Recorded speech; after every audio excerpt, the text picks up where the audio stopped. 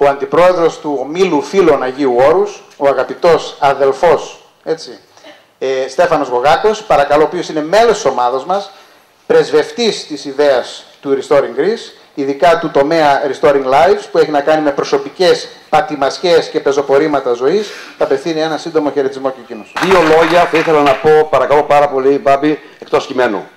Με τον Μπάμπη και τον Μιχαλίδη μας δίνουν πάρα πολλά κοινά.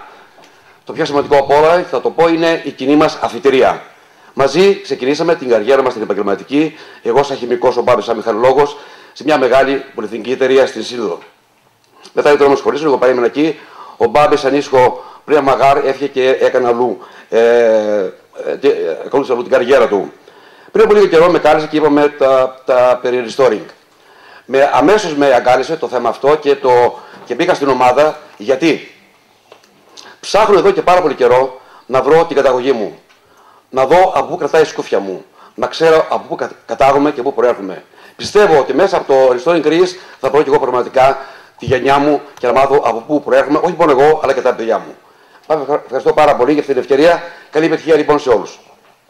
Ευχαριστούμε πολύ, Στέφανο.